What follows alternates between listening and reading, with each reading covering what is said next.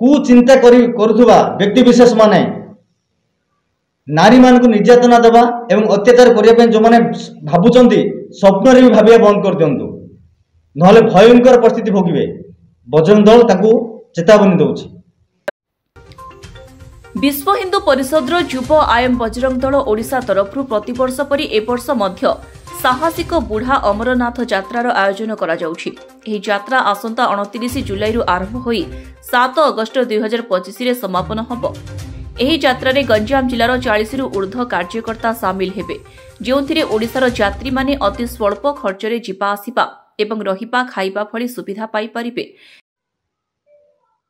जय श्री राम।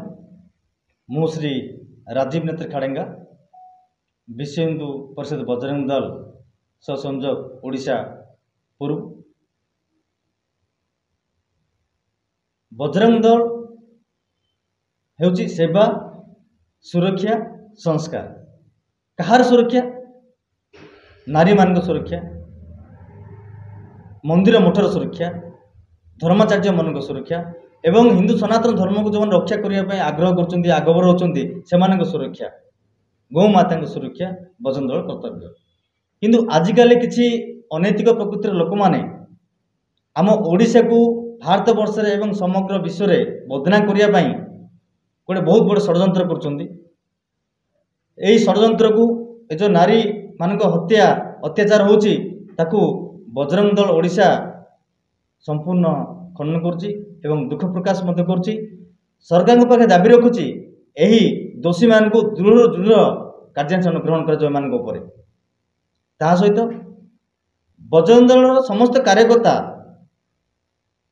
ग्रामीण स्तर पंचायत स्तर एवं सहर स्तर नगर स्तर सब कार्यकर्ता मान आम आग्रह करछु जे अपराधी माने अपराध घटेबा आगरू पुलिस प्रशासन, ओडिशा गोइंदा संस्था एवं केंद्र गोइंदा संस्था को सूचना प्रदान करंतु जेमति कि अपराधी माने अघटन घटे पारिबे नाही। एथि सहित कुचिंता करुवा व्यक्ति विशेष माने नारी मान को निर्यातना देवा एवं अत्याचार करने जो मैंने भावुं स्वप्न भी भाविया बंद कर दिंतु ना भयंकर परिस्थिति भोगे बजरंग दल ताकू चेतावनी दौर। एथि सहित समस्त बजरंग दल कार्यकर्ता मानू आग्रह करुच्ची जे आगामी दिन में ओडिशा को अपराध मुक्त ओडिशा रे परिणत करने बजरंग दल एक गुरुत्वपूर्ण भूमिका नब। से सब बजरंग दल प्रशिक्षित कार्यकर्ता माने आगबर हुंतु एवं होउचंती। तो आमे चाहूँ केमती ओडिशा रे गोटे अपराध मुक्त राज्य ओडिशा हमर हो, यह हमर कामना।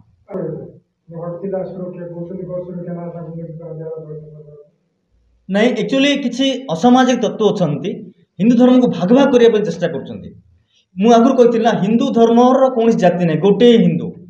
विश्व हिंदू परिषद बजरंग दल एवं परिवार को गोटे राजनैतिक दृष्टिभंगी रखी ए हिंदू मान भीतर झगड़ा लगे चेष्टा किंतु वर्तमान सब हिंदू जानले हिंदू धर्म कौन जाति नहीं, गोटे हिंदू धर्म आउ प्रति व्यक्ति विशेष हिंदू समाज उपयुक्त जवाब देवे एवं दौरान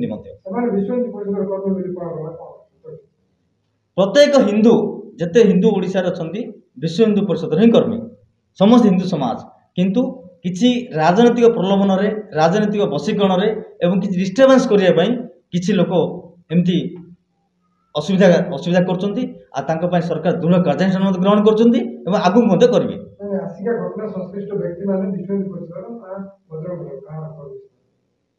देखु किए कह कहार कर्मी तो भूल हम।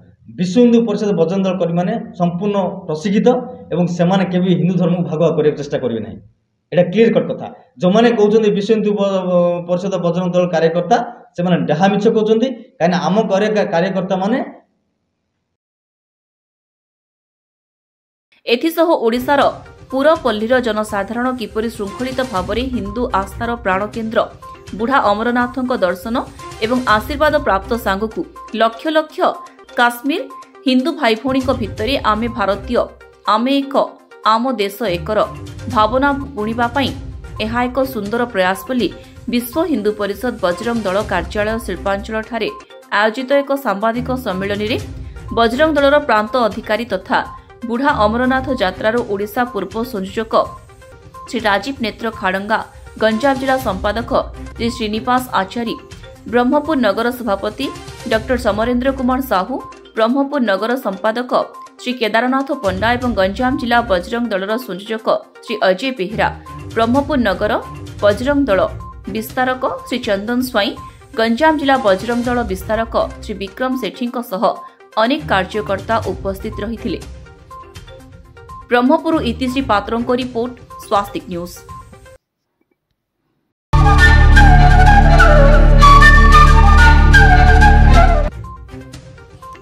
ନିଖିଳ ଉତ୍କଳ ଖୁଡୁରା ସମାଜ କଲ୍ୟାଣ ପରିଷଦର ମେଧା ସମ୍ବର୍ଦ୍ଧନା ଉତ୍ସବ ସମ୍ବର୍ଦ୍ଧିତ ହେଲେ 135 ବିଦ୍ୟାର୍ଥୀ ପ୍ରତିଭା। ସଫଳତା କେବଳ ଯେ ଶିକ୍ଷା କ୍ଷେତ୍ରରେ ପ୍ରଯୋଜ୍ୟ ତାହା ନୁହେଁ, ବରଂ ସବୁ କ୍ଷେତ୍ରରେ ନିଜର କିଛି ପାରିଦର୍ଶିତା ପ୍ରଦର୍ଶନ କରିବା ହେଉଛି ସଫଳତାର ଅନ୍ୟ ଏକ ଦିଗ। ଯିଏ ଯେତେ ବଡ଼ ପଦପଦବୀରେ ଥାଆନ୍ତୁ ଏବଂ ଯେତେ ରୋଜଗାର କରିଲେ ମଧ୍ୟ ପରିବାର ପ୍ରତି ଆସକ୍ତି ରହିବାର ଆବଶ୍ୟକତା ରହିଛି। ଏ ଦିଗରେ ଅଭିଭାବକମାନେ ନିଜ ନିଜ ପିଲାମାନଙ୍କୁ ପିଲାଟି ବେଳରୁ ଶିକ୍ଷା ଦେବା ଉଚିତ, ଯଦ୍ୱାରା ପରିବାରର ଜୀବନ ସାର୍ଥକ ହେବା ସହ ଜାତି ଏବଂ ମାଟି ପ୍ରତି ମମତା ବୃଦ୍ଧି ପାଇପାରିବ ବୋଲି ଆଜି ପୁରୁଣା ବ୍ରହ୍ମପୁର ରଙ୍ଗୁଣୀ ପନ୍ଥ ସାହିସ୍ଥିତ ଖୁଡୁରା କଲ୍ୟାଣ ମଣ୍ଡପରେ ଆୟୋଜିତ ନିଖିଳ ଉତ୍କଳ ଖୁଡୁରା ସମାଜ କଲ୍ୟାଣ ପରିଷଦର ବିଦ୍ୟାର୍ଥୀ ସମ୍ବର୍ଦ୍ଧନା ଉତ୍ସବରେ ମୁଖ୍ୟ ଅତିଥି ଭାବେ ଯୋଗଦେଇ ଉଚ୍ଚଶିକ୍ଷା ବିଭାଗର ଆଞ୍ଚଳିକ ନିର୍ଦ୍ଦେଶକ ଡକ୍ଟର ସିଦ୍ଧାର୍ଥ ଶଙ୍କର ପାଢ଼ୀ ମତବ୍ୟକ୍ତ କରିଛନ୍ତି। ପରିଷଦର ରାଜ୍ୟ ଉପସଭାପତି ତଥା ବ୍ରହ୍ମପୁର ଖୁଡୁରା ସମାଜ କଲ୍ୟାଣ ପରିଷଦର ସଭାପତି ଚନ୍ଦ୍ରଶେଖର ନାୟକଙ୍କ ସଭାପତିତ୍ୱରେ ଅନୁଷ୍ଠିତ ସଭାରେ ଅନ୍ୟତମ ଅତିଥି ଭାବେ ଯୋଗଦେଇ ଡାକ୍ତର ନିରଞ୍ଜନ ନାୟକ ଆଗକୁ ବଢ଼ିବାକୁ ହେଲେ ପିତାମାତାଙ୍କର ଆଜ୍ଞାଧୀନ ହେବାକୁ ପରାମର୍ଶ ଦେଇଥିଲେ। ଖୁଡୁରା ସମାଜର ରାଜ୍ୟ ସଭାପତି ଗିରୀଶ ଚନ୍ଦ୍ର ନାୟକ, ସମ୍ପାଦକ ପ୍ରସନ୍ନ କୁମାର ନାୟକ, କୋଷାଧ୍ୟକ୍ଷ ଦେବରାଜ ନାୟକ, ନିଖିଳ ଉତ୍କଳ ଖୁଡୁରା ସମାଜ କଲ୍ୟାଣ ପରିଷଦ ବ୍ରହ୍ମପୁର ଶାଖା ସମ୍ପାଦକ ପ୍ରଶାନ୍ତ କୁମାର ନାୟକ, ଉପସଭାପତି ଦଣ୍ଡପାଣି ନାୟକ, କୋଷାଧ୍ୟକ୍ଷ ଶିବଶଙ୍କର ସେନାପତି, ଗଞ୍ଜାମ ସଂଯୋଜକ ଯୋଗେନ୍ଦ୍ର ନାୟକ, ଉପଦେଷ୍ଟା ଆପନା ମହାପାତ୍ର ଓ ବଦ୍ରିନାରାୟଣ ନାୟକ ପ୍ରମୁଖ ମଞ୍ଚାସୀନ ରହିଥିଲେ।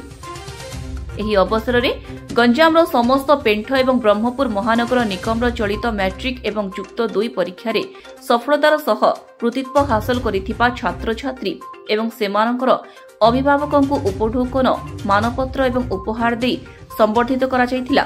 ଏହି କାର୍ଯ୍ୟକ୍ରମକୁ କର୍ପୋରେଟର ଚିତ୍ରସେନ ମହାପାତ୍ର, ବିନାୟକ ନାୟକ, ନାରାୟଣ ନାୟକ, ସଦାନନ୍ଦ ମହାପାତ୍ର, ରାମକୃଷ୍ଣ ସାହୁ ପ୍ରମୁଖ ପରିଚାଳନା କରିଥିଲେ। ବ୍ରହ୍ମପୁର ଇତିଶ୍ରୀ ପାତ୍ରଙ୍କ ରିପୋର୍ଟ, ସ୍ୱାସ୍ତିକ ନ୍ୟୁଜ୍।